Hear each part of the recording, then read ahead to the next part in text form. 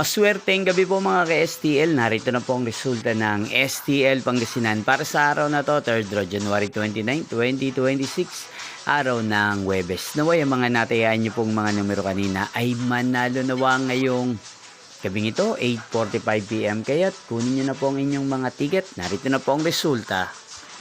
Ang mga numerong nanalo sa STL Pangasinan ngayong gabing ito, January 29, 2026, 8:45 PM, third draw result, 8 at 5 in exact order.